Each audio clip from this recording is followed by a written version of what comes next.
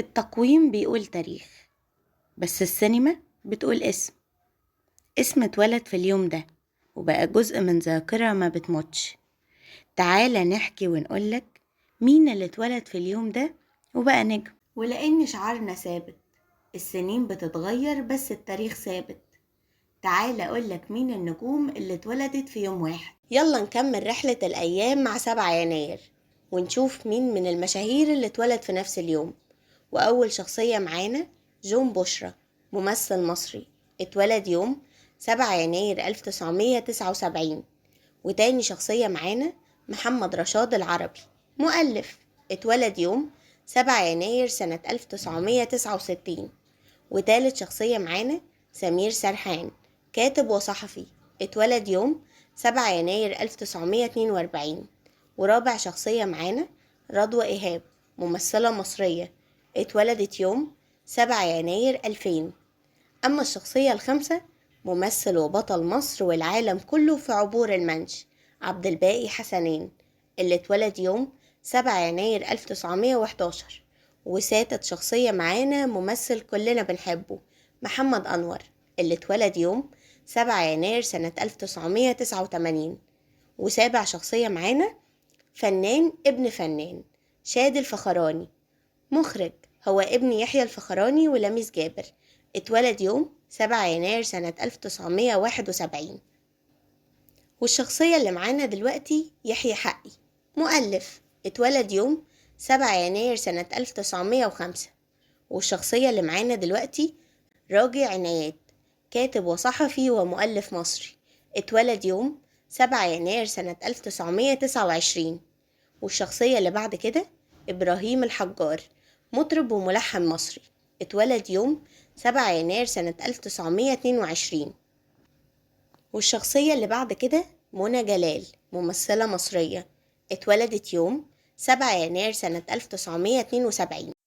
والشخصية اللي معانا بعد كده عبد العظيم محمد، موسيقار وملحن مصري، اتولد يوم 7 يناير سنة 1923. أما الشخصية اللي معانا دلوقتي فنان وعمه فنان كبير جدا، أحمد حلاوة، اللي اتولد يوم 7 يناير سنة 1949.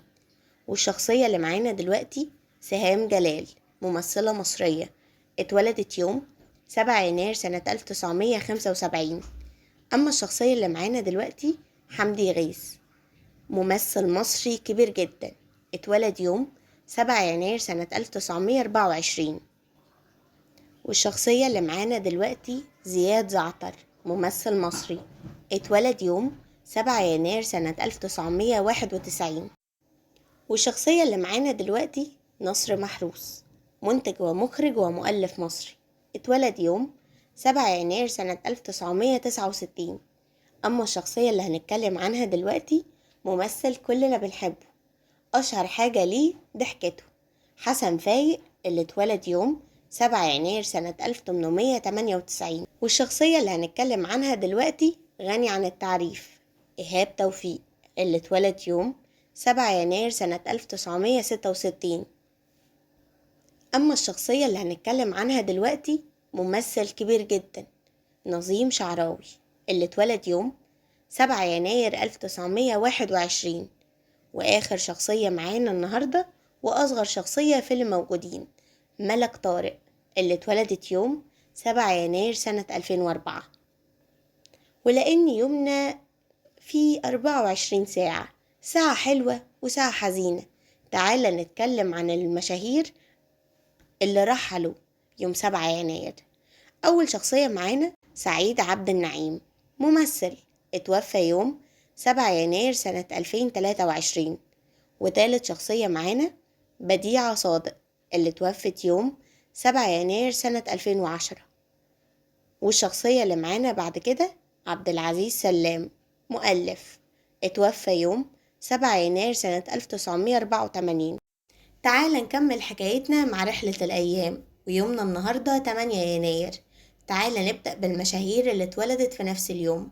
وأول شخصية معانا أحمد سليم، ممثل مصري، اتولد يوم 8 يناير سنة 1985.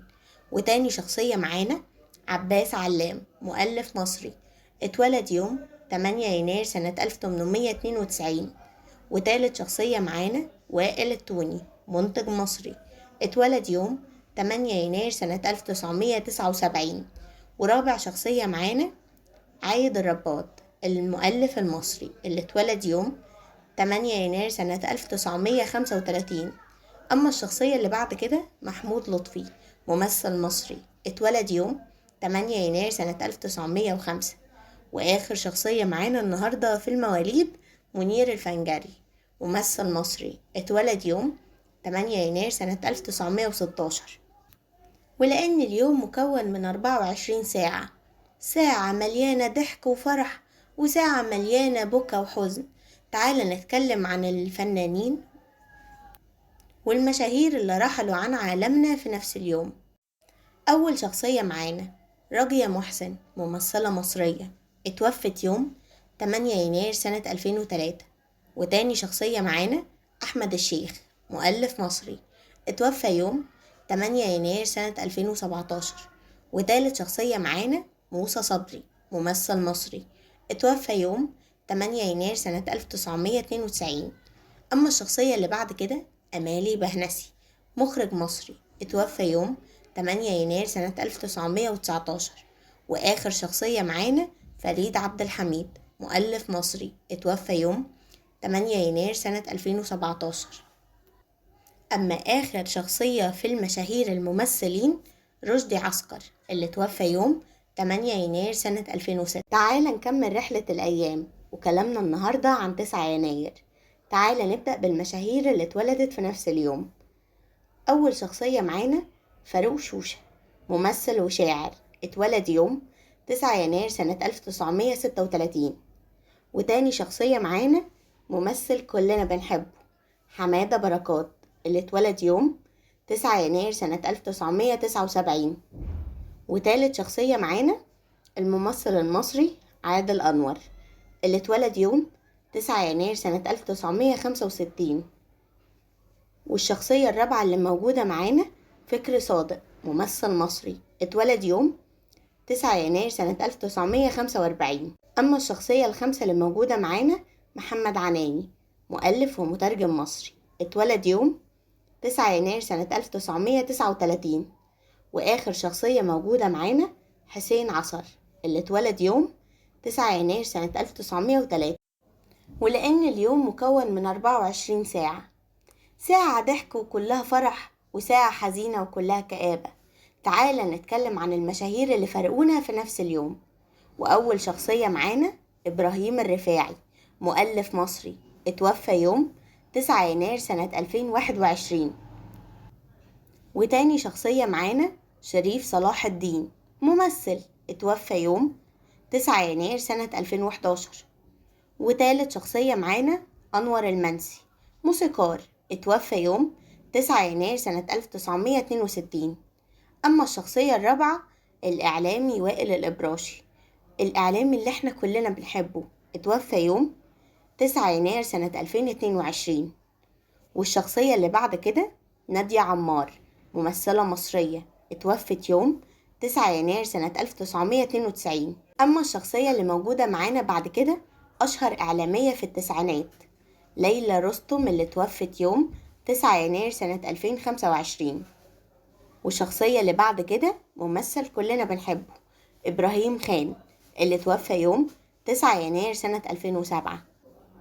وآخر شخصية معانا عبد المنعم السباعي، شاعر وأديب مصري، اتوفى يوم 9 يناير سنة 1978. رحلتنا النهاردة خلصت، هنستناك بكرة مع رحلة جديدة ويوم جديد.